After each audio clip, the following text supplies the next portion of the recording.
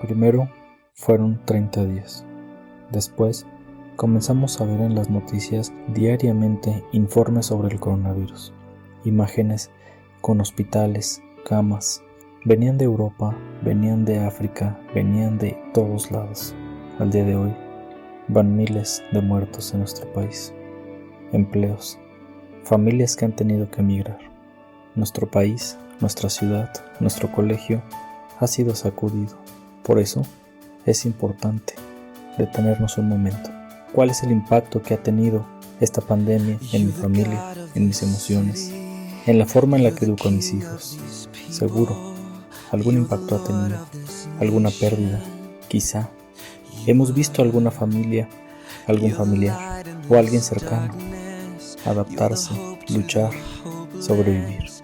Por eso, el día de hoy decidimos hacer una reflexión juntos, en equipo, respetuosa y también breve, enfocados a cómo enfrentar una pérdida.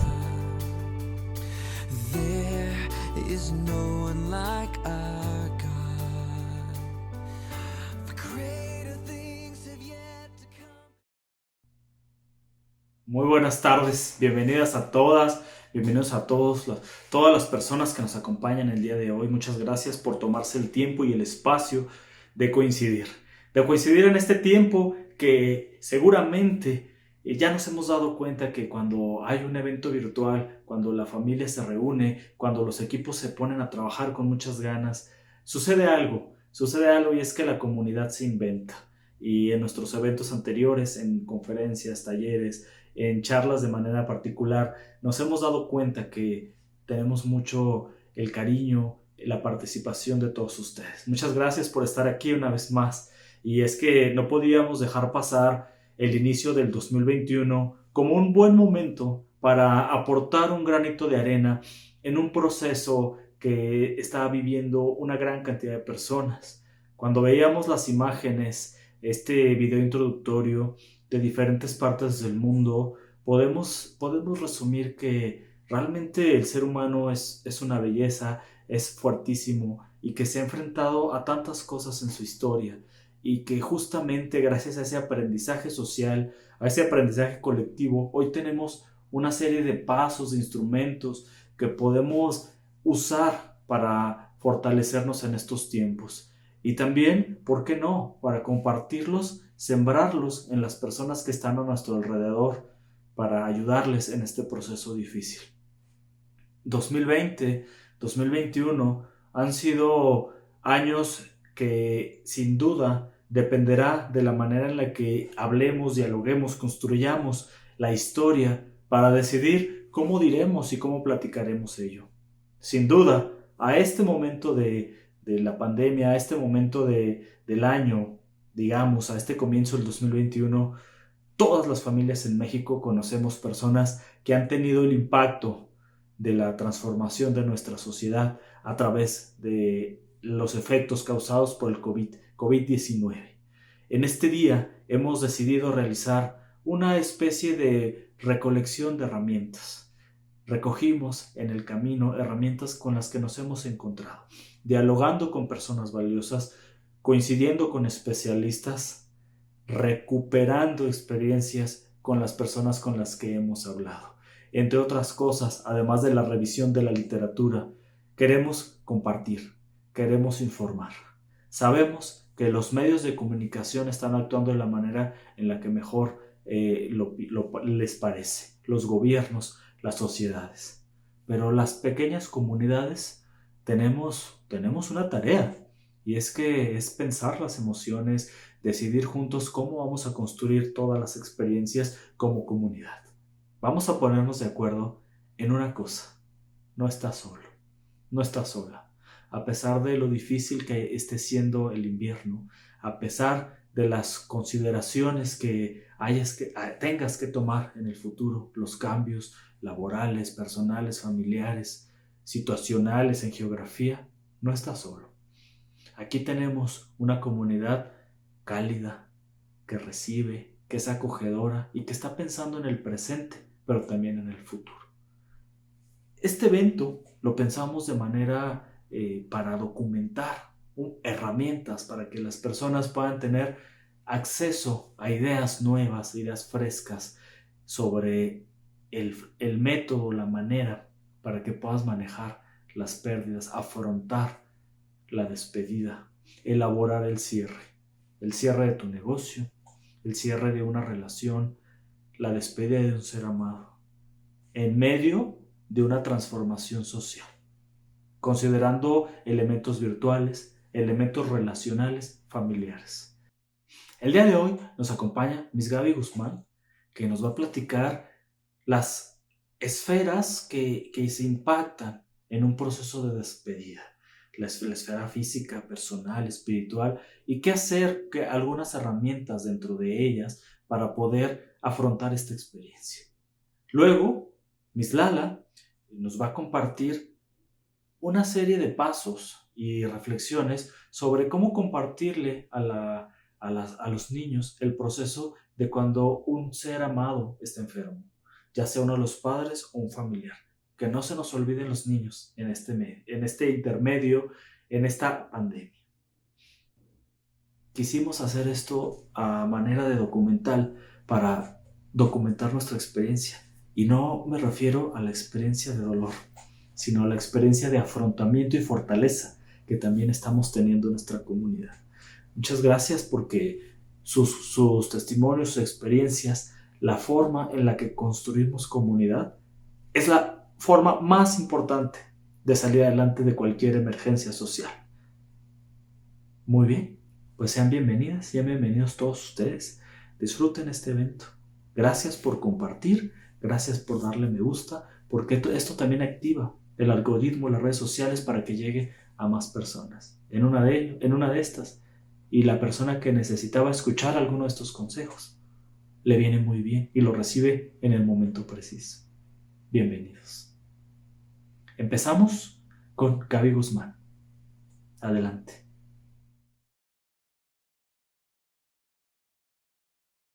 Bueno, pues reiterar que el compromiso que tenemos con ustedes sobre trabajar en este proyecto está vinculado especialmente a la necesidad que reconocemos que hay para poder hablarlo, darle un espacio a tratarlo, a trabajarlo y bueno, pues reconocer que las pérdidas son situaciones y elementos constantes en el ser humano. Podemos partir desde pérdidas muy pequeñitas como a lo mejor situaciones, cuestiones materiales, más grandes evidentemente, la pérdida de un trabajo, pérdidas grandes desde el cambio de casa, las mudanzas, cambio de ciudad, algunas ideas, creencias, valores también que se ajustan a veces y bueno, pues una importante que tiene que ver con la pérdida de un ser querido relacionado a la muerte.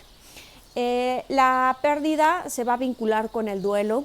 El duelo es este proceso natural que todo ser humano vive cuando hay una separación o una ruptura o un cambio importante en la relación con una cosa o persona con la que estaba vinculado significativamente. Hay diferentes formas para afrontar o experimentar esta separación. Que involucra a distintas esferas, ¿no? El ser humano tiene diferentes capacidades, diferentes experiencias. Cada persona va a hacerlo de una manera única, irrepetible, igual de válida, ¿no? Creo que esta parte me gusta mucho resaltarla, especialmente porque, bueno, quisiéramos todo encontrar el cómo es lo mejor, de qué forma es la única casi que con lo que salimos adelante. Y sin embargo, la tarea que tenemos todas las personas es encontrar esta forma que nos es útil y que nos puede ayudar a afrontar mejor o reconocer cuáles son estas acciones o formas en las que estamos viviendo la pérdida. Las esferas en las que una pérdida se van a ver impactadas son la esfera física, la esfera emocional, la esfera cognitiva, la esfera relacional y la esfera espiritual.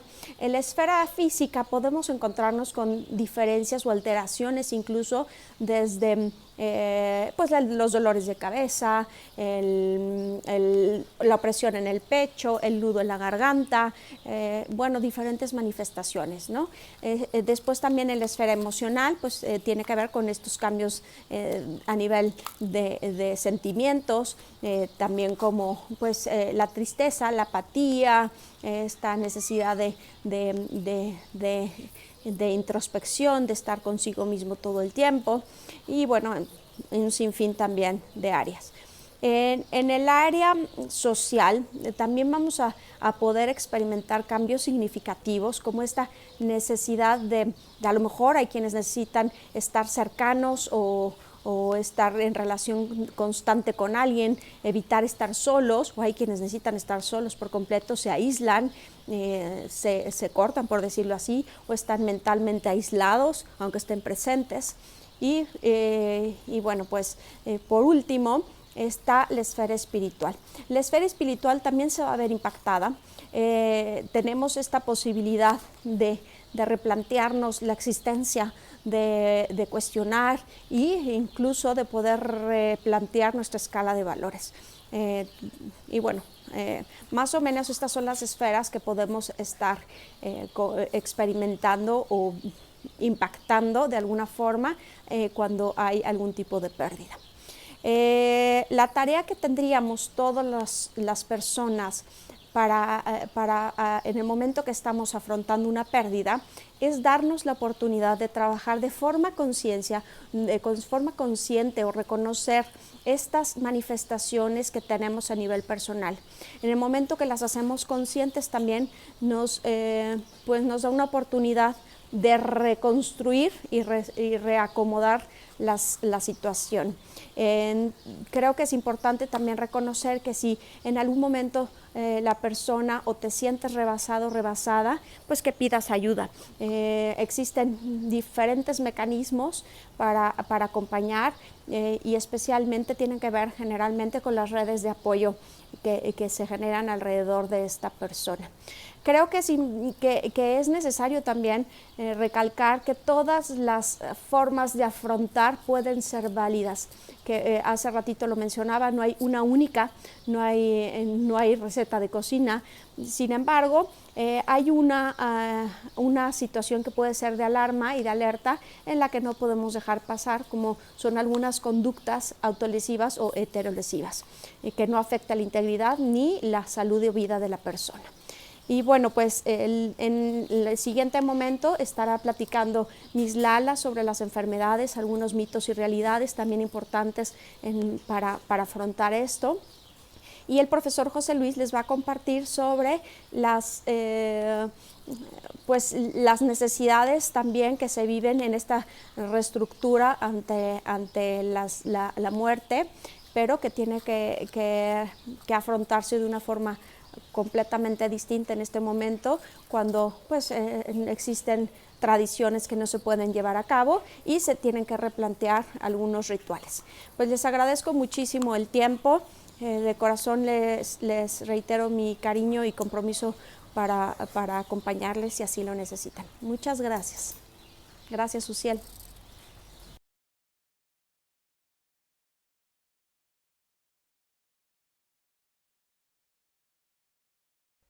Entre la prisa, la velocidad y la búsqueda de soluciones, los niños también están ahí, también están intentando adaptarse, y nos hacemos la pregunta, ¿cómo lo están tomando ellos? Y cómo los padres están ayudándoles a comprender mejor cuando ellos se enferman.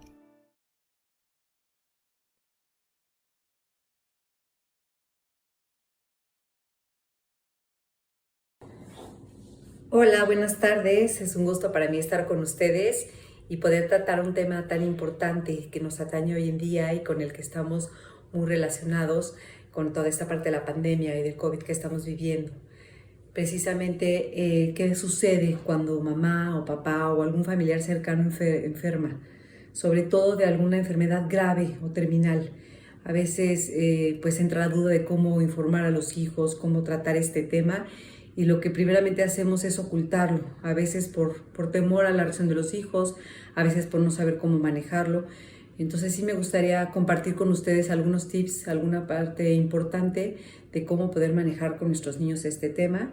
En lo personal me ha tocado trabajarlo también con mis hijos y entonces es algo pues que sí debemos ir haciendo todos a la medida de lo posible, tomando en cuenta pues la edad, la personalidad de cada uno de nuestros hijos, pero que sí podamos tomarlos en cuenta al respecto y darles esta información. ¿Por qué? Bueno, porque nuestros niños, además de que tienen todo el derecho, es importante que ellos se sientan involucrados y que tengan la información necesaria para poderlo sobrellevar. Los niños tienen una perspectiva muy diferente de lo que es la enfermedad, de lo que es la muerte, a la que nosotros tenemos como adultos. Dependiendo de la edad pueden llegar a ser muy concretos, pero también puede estar en juego la fantasía y la imaginación.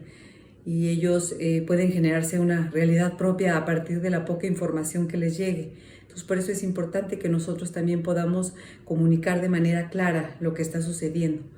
En caso de que no lo hagamos, podemos tener una pérdida de confianza o de seguridad de los niños al no saber qué es lo que está sucediendo. Cuando hay una enfermedad en casa, pues el ambiente se siente tenso y ellos así lo perciben, pero muchas veces no saben qué es lo que está pasando y pueden llegar a generarse alguna fantasía al respecto, considerar que es más grave de lo que es o sentirse fuera de la familia, como aislarse.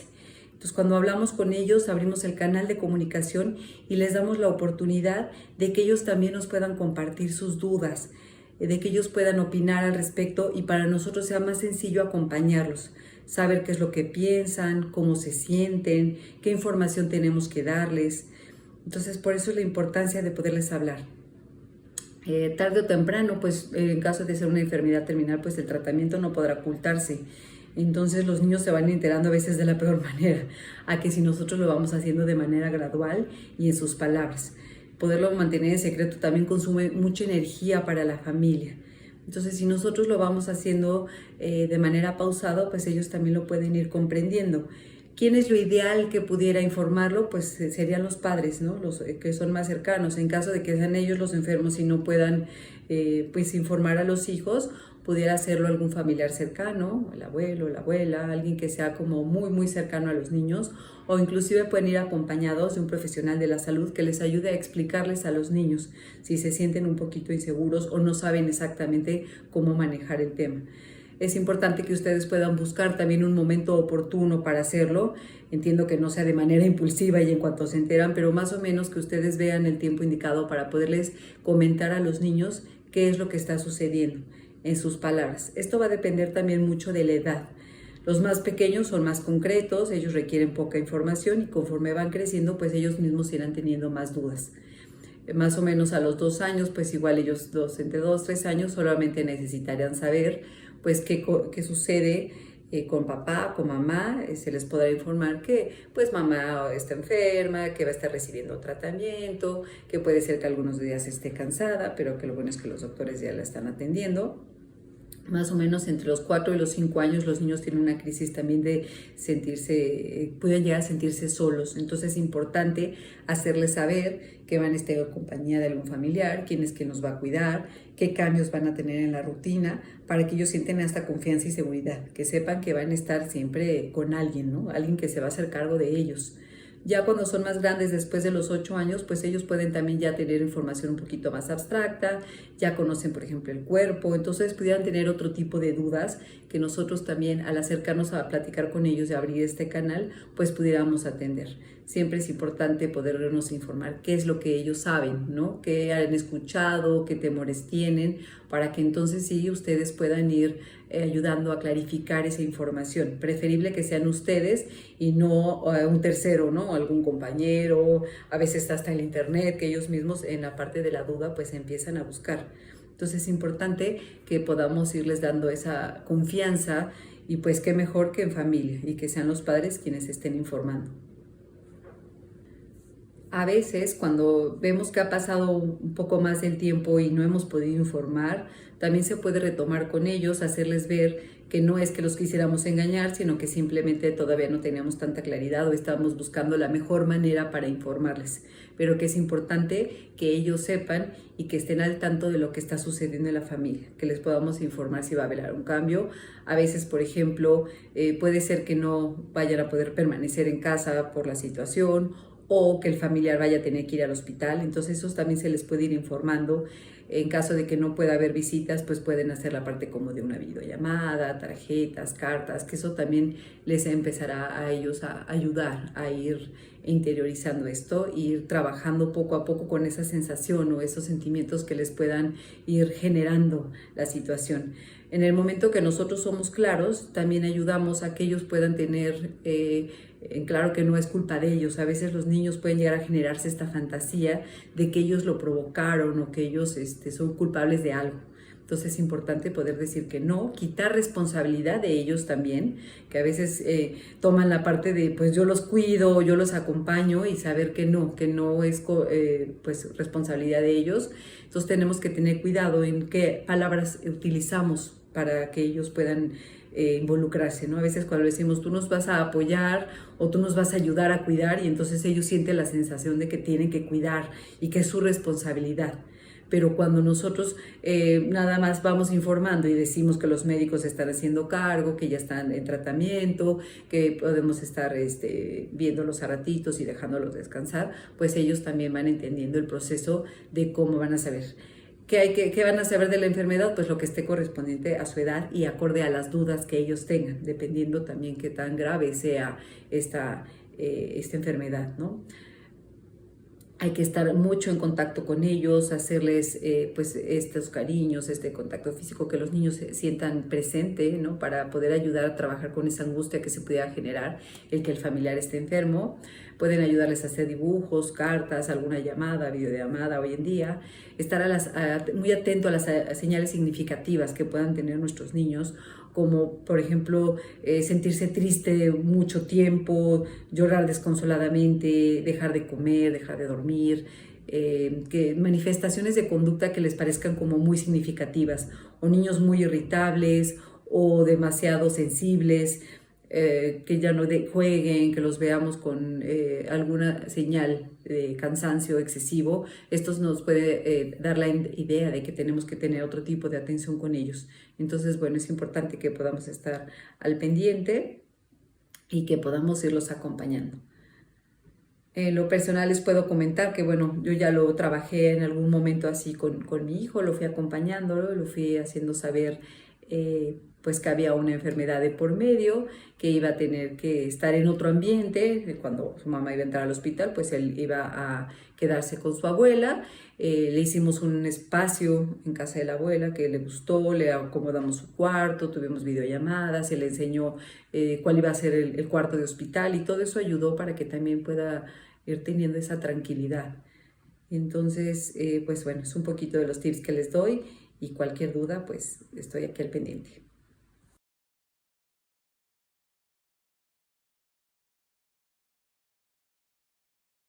Cuando llega el momento de decir adiós, todos sabíamos perfectamente cuál era el camino para despedirnos, pero en medio de este escenario, perdimos las formas más simples y conocidas para decir adiós.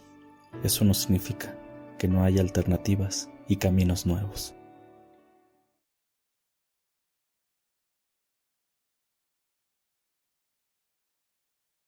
Amigos, es momento de abordar un tema que en la situación actual que vivimos por el confinamiento y la pandemia está tomando bastante fuerza. Me refiero a las acciones de despedida cuando no es posible llevar a cabo los ritos funerarios convencionales, como lo son el velatorio, la cremación y el entierro. Dentro de los ritos y acciones funerarias tradicionales se busca despedir al ser querido y encomendarlo al cuidado de Dios nuestro Señor. Al llevarlos a cabo, las personas pueden trabajar en cercanía con sus seres más queridos este proceso de despedida y comenzar este procesamiento afectivo que implica la pérdida. De igual manera, reciben apoyo y palabras de aliento o reconforte ante la difícil situación que se está viviendo y se rinden honores y homenajes a la persona que ha fallecido. Todo esto en conjunto permite que vayamos estructurando un nuevo esquema de pensamiento con el que poco a poco vamos a introducirnos en la nueva realidad. Y esto evidentemente llevará sus etapas y sus procesos individuales que son únicos y distintos para cada una de las personas, incluso para cada una de las familias. Hoy en día, en muchas situaciones u ocasiones, no es posible llevar a cabo estos ritos de despedida en ceremonias funerarias por factores externos como la distancia, las restricciones sanitarias, los riesgos elevados de contagio o incluso por alguna enfermedad. De manera que la persona no puede vivir esta despedida y puede llegarse a sentir con impotencia un desajuste emocional tremendo o un profundo desasosiego y tristeza. Estas acciones simbólicas de despedida tienen por objetivo brindar la oportunidad a la persona o a la familia de comenzar a trabajar en su proceso de duelo para que asimilen y poco a poco vayan entendiendo el proceso que están viviendo. Asimismo, les permite honrar, recordar y despedir al ser querido que ha fallecido.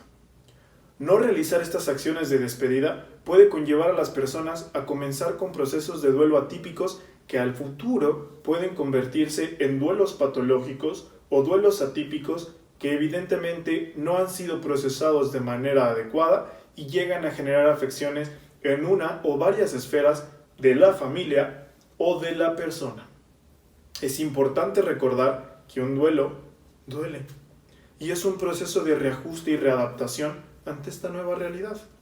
Las acciones que nosotros realicemos para despedirnos nos van a ayudar a canalizar y a dar forma a este dolor y a todas las emociones que surgen, de manera que pueda ser procesado y se les permita expresar el sentir a las personas que lo están viviendo. Algunas personas sienten que tienen conversaciones pendientes, despedidas, agradecimientos o eventos que no han sido concluidos. Mediante estas acciones pueden trabajar con esas deudas con esta persona que ha fallecido y poco a poco ir asimilando la nueva realidad. Existen muchísimas opciones para poder realizar acciones de despedida, sobre todo a la distancia, y pueden ir desde escribir una carta, escribir un discurso, un poema o elaborar una canción o interpretarla. Todo aquello que haya sido especial y significativo para las personas. Otros procesos pueden requerir de la intervención de un profesional por tener un contexto terapéutico y es siempre fundamental que este contexto de la persona y de la familia se considere para que se puedan llevar a cabo estas acciones terapéuticas. Es muy importante mencionar que cada persona vive su duelo a su propia manera y lo que a mí me ha funcionado no necesariamente le va a funcionar a la persona que tengo a un lado o al frente de mí. Y no puedo forzarla o coaccionarla para que así sea. Los duelos son procesos, como hemos repetido mucho a lo largo de este ciclo, que nos ayudan a afrontar esta nueva realidad.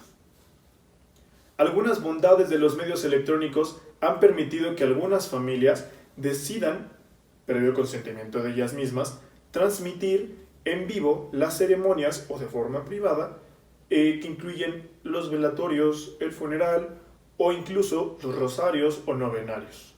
Estos son ejemplos de acciones de despedida que nos permiten conectar a través de la distancia en esta nueva realidad. Toda acción de despedida debe de cuidar siempre aspectos muy importantes. En primera, no debe de ser forzado, como ya lo habíamos comentado, sino surgir de la autenticidad de quien lo hará. Y si es en familia, contar con el consenso y el consentimiento explícito de cada uno de los miembros que participen. En segunda, es importante planificarlo, puesto que tiene un aspecto simbólico o un significado que queremos alcanzar, y es importante identificar qué quiero representar y de qué manera se me va a facilitar hacerlo. Evidentemente, considerando el contexto de mi persona y de mi familia. En tercer punto, es importante planificar y estructurar qué es lo que va a hacer cada una de las personas para llevarlas a cabo, identificando cada rol y cada función en la participación de esta acción de despedida. Por último, es importante elaborar el cierre y que esta acción no vaya en subida y se quede justo arriba de la montaña, sino que suba y baje con el cierre.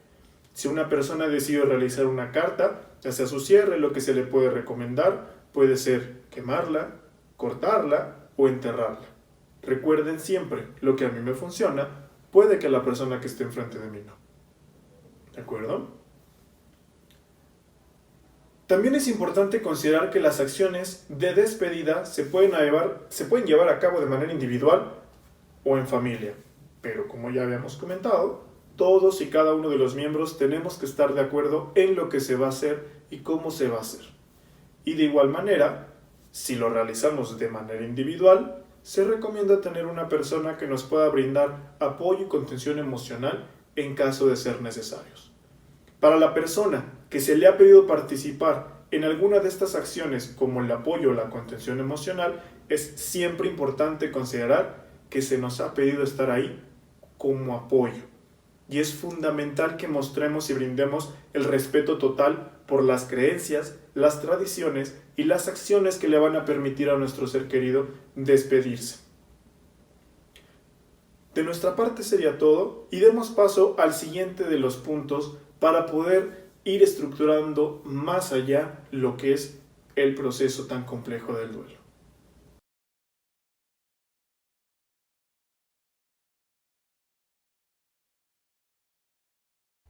Muchas gracias por haber llegado hasta aquí, hasta esta parte de la conferencia. Para nosotros es vital y es muy importante saber qué te ha parecido este evento, estos consejos que te hemos dado, y nos ayudará mucho que nos compartas tus opiniones aquí en las redes sociales y también en persona. Para concluir, me gustaría hacer dos cosas. Contarte una pequeña metáfora y luego, tomando esa metáfora, hacer las sugerencias de cierre. Primero, estaba pensando qué imagen transmitir para poder entender lo que es la experiencia de pérdida de manera general. Y estuve pensando varias. Sin embargo, justo se me vino a la mente aquella ocasión que yo estaba platicando con un trapecista. Sí, las personas que se dedican a veces a hacer acrobacias en diferentes tipos de trucos de equilibrio, ¿no? Ya sea en algún circo o en algún espectáculo. Los trapecistas tienen una vivencia muy interesante. En aquella ocasión yo estaba muy interesado en entender el proceso que implica tomar el riesgo de lanzarse en el trapecio. Y me acuerdo que entrevistaba a esta persona y me decía, fíjate que con el tiempo vas entrenando, vas agarrando fuerza, pero hay una cosa que nunca entrenas al 100% y que cada vez que la haces prácticamente es un salto de fe. Y es que aunque puedan practicar con alguna red de emergencia en caso de caídas en el show, hay veces que no hay red. Incluso si hay red, no es garantía de que se salven. Entonces me compartía que como trapecista en tu mente se dividen dos grandes lugares, como dos momentos. Internamente se cierra el mundo y solo hay dos lugares, donde estás ahorita y a donde tienes que llegar. Pero no vas a llegar al otro lugar, sino un salto de fe. Primero, en el lugar en el que te encuentras, estás seguro, estás tranquilo, es una zona de confort. Sin embargo, podríamos decir que de quedarse ahí, pues se quedarían a la mitad del camino y las personas no podrían contemplar este bello espectáculo. Del otro lado están los aplausos, está la gloria, está el show, está la vida, están los sueños. Son dos grandes lugares que están en la mente. Entonces, imaginemos cómo está el trapecista un minuto antes de salir al espectáculo. Nervioso, con dolor de estómago, quizá no pudo dormir, está preocupado. Aún los más expertos saben que ese día puede ser el último. Entra cuando es anunciado, se acomoda en su zona de confort, en el lugar en el que está seguro. Sin embargo, voltea a ver al público y puede sentir las expectativas, la presión, puede sentir prácticamente todo lo que implica el estrés de qué pasará si se queda ahí. Se balancea y me recuerdo que esta persona me decía que hay un momento en el que te estás balanceando, que si tú piensas demasiado, ya no puedes saltar. Entonces, lo que hacen ellos es que cuando están agarrando el vuelo, antes de dar el salto hacia los brazos del otro, antes de dar ese salto, siempre se imagina que ya está el aplauso, que ya está la ovación, que ya está la fiesta. No piensa en nada más. Y de repente salta, hace la acrobacia y los brazos de alguien lo sostienen. Y ese alguien lo sostiene y lo lleva al otro lugar. Qué experiencia tan hermosa. La verdad es que no me deja de impactar el testimonio de esta persona, porque si lo pensamos, es muy parecido al proceso de duelo, es muy parecido a lo que implica aceptar y vivir una pérdida. Al principio estamos en un lugar con nuestro ser amado, con nuestra empresa, con nuestro trabajo, con nuestra ciudad, en nuestra casa. Estamos con esta cuestión que tanto nos gusta, estamos en nuestra zona de seguridad. Y de repente la misma vida se mueve y nos altera todo. Y nos dice, hay que movernos de la zona de confort. Pero no solo eso, sino que pues ya no sentimos la seguridad de la persona, su respaldo, su soporte. Sentimos de repente una caída. Pero así como los trapecistas, a veces desarrollamos una visión de túnel. Esta visión de túnel hace que no veamos todo lo que está pasando en el mundo y nos enfoquemos en nuestra vivencia interior. Por primera vez en muchos años somos capaces de sentir la vida a flor de piel. Y sí, estamos con visión de túnel, como los trapecistas. Pero justamente este momento que narra el trapecista en el que decide lanzarse es eso. Recuerda que un proceso de pérdida, tu dolor, impacta también a los demás y que los demás están ahí con ganas, con deseos de ayudarte. Siempre va a haber alguien más del otro lado del trapecio. No sabemos quién. Quizás sea la persona menos esperada. Quizá simplemente tienes que dar el salto de fe, salir de tu área de confort, dar ese salto de fe y vas a ver que alguien te va a sostener y que ese sentimiento, una vez que te atrapa, que te sostiene, es impresionante. Vas a poder recordar a tu ser amado sin dolor. Vas a poder sentir el amor que sentías sin tensión en el cuerpo. Vas a poder hablar de esa persona que se fue como si estuviera aquí, sintiendo esa sonrisa cómplice. Como los trapecistas, la gloria viene cuando das el salto de fe. Y esta gloria no es otra cosa sino que la paz interior. A esto yo le llamo consuelo interior. El consuelo interior surge en las personas como resultado de experiencias traumáticas. Es decir, que sin experiencias traumáticas no desarrollaríamos una de las facultades psicológicas más importantes para el ser humano, la capacidad de consuelo interior. Esa sensación corporal y emocional que te hace sentir que todo va a estar bien. Esa seguridad de que lo que hagas va a salir bien. Hace no mucho me preguntaba alguien en una entrevista que si como psicólogo creía en la fe. Y es que la fe supera todas las carreras, supera todas las disciplinas y las lógicas. La fe es increíble y aprender a dar este salto de fe es necesario. Es necesario porque la ganancia es el consuelo interior. El consuelo interior que una vez que esté en nosotros no se va a ir, porque es una vela, es como una vela con un fuego similar al que ponen en el pebetero de los Juegos Olímpicos. No se apaga, arde, ilumina y guía a los demás. Esa es la buena noticia,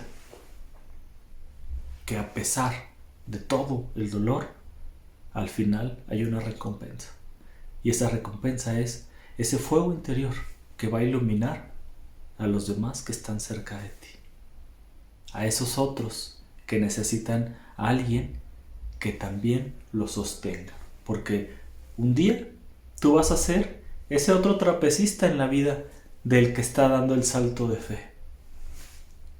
Y ese día te darás cuenta cuánto has crecido. Muchas gracias, estimada comunidad. Muchas gracias a todos los compañeros el día de hoy por compartirnos su granito de arena, por ayudarnos a compartirnos, a investigar. Muchas gracias, estimada comunidad. Les dejamos una guía en la descripción con consejos prácticos para que cuiden su área física, cognitiva, espiritual en estas épocas, para poder convertirnos en el trapecista que sostiene a los demás. Muchas gracias, les mando un abrazo.